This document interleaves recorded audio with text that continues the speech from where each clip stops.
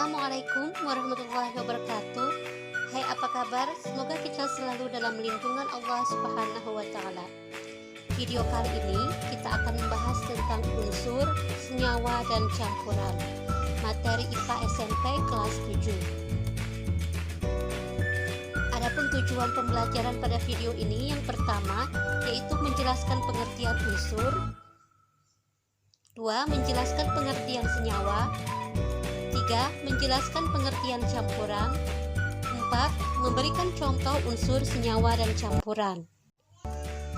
Tahukah kamu, emas yang diperoleh dari alam dari hasil tambang itu diolah dulu dengan cara dilebur, kemudian diukir sedemikian rupa untuk memperoleh bentuk yang diinginkan.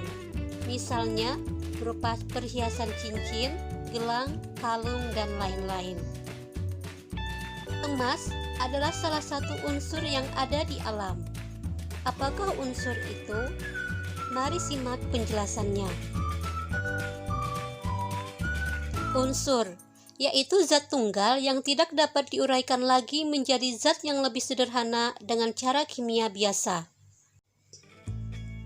Contoh unsur yaitu Cu untuk tembaga, Ru untuk retenium, Rh atau rhodium, Pd untuk palladium, Ag atau yang disebut perak, Re atau rhenium, Us atau osmium, Ir atau iridium, Pt atau platina, Au atau aurum atau emas, dan Hg untuk raksa. Bagian terkecil dari unsur adalah atom. Misalnya, pada unsur oksigen, maka atom penyusunnya adalah O. Unsur hidrogen tersusun atas atom-atom H, unsur karbon tersusun atas atom C, dan unsur besi tersusun atas atom Fe. Berikut cara pemberian lambang unsur menurut Berzelius. Setiap unsur dilambangkan dengan satu huruf, yaitu huruf awal dari nama latinnya. Huruf awal ditulis dengan huruf kapital atau huruf besar. Untuk unsur yang memiliki huruf awal yang sama, diberikan satu huruf kecil dari nama unsur tersebut. Contoh karbon dilambangkan dengan C besar, kalsium dilambangkan dengan Ca. Unsur di alam dapat dibagi menjadi dua jenis, yaitu unsur logam dan unsur non-logam. Perbedaan unsur logam dan non-logam seperti pada tabel berikut. Logam memiliki ciri berwujud padat pada suhu kamar kecuali raksa, dapat ditempa dan dapat diregangkan, merupakan konduktor listrik dan panas atau penghantar yang baik. Sedangkan non-logam ada yang berwujud padat, cair, dan gas, bersifat rapuh dan tidak dapat ditempa, non-konduktor atau tidak dapat menghantarkan panas dan listrik kecuali grafit. Berikut tabel unsur logam.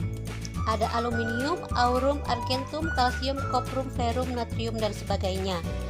Dan tabel unsur non-logam seperti pada gambar.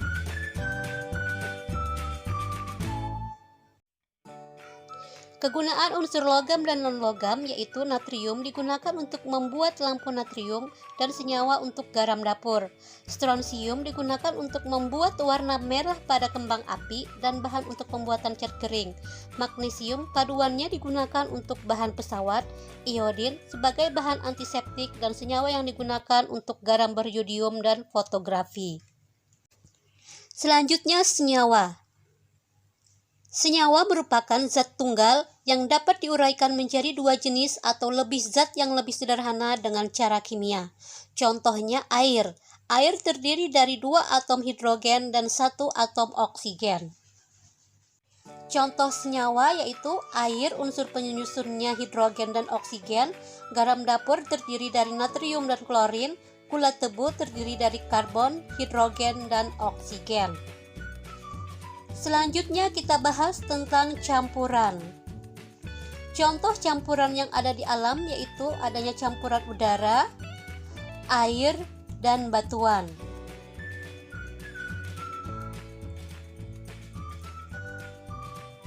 Campuran adalah suatu materi yang terdiri atas dua zat atau lebih dan masih mempunyai sifat zat asalnya. Campuran dibagi menjadi 1. Campuran homogen, 2. Campuran heterogen.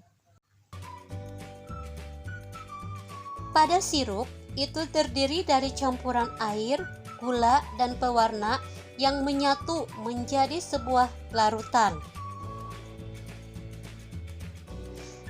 Sirup merupakan contoh dari campuran homogen.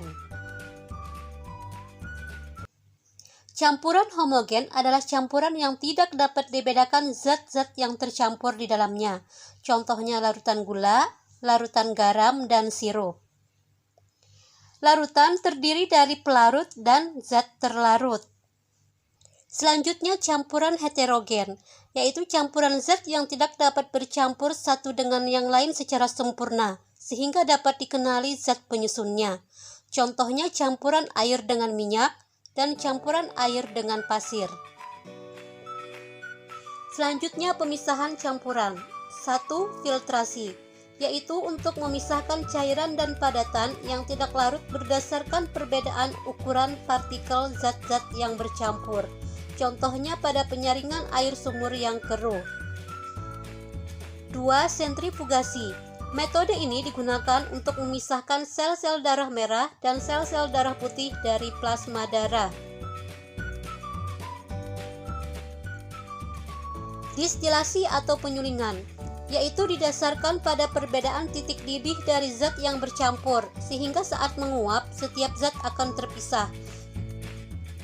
Kromatografi, yaitu didasarkan pada perbedaan kecepatan merambat antar partikel-partikel zat yang bercampur dalam suatu medium diam ketika dialiri oleh suatu medium gerak.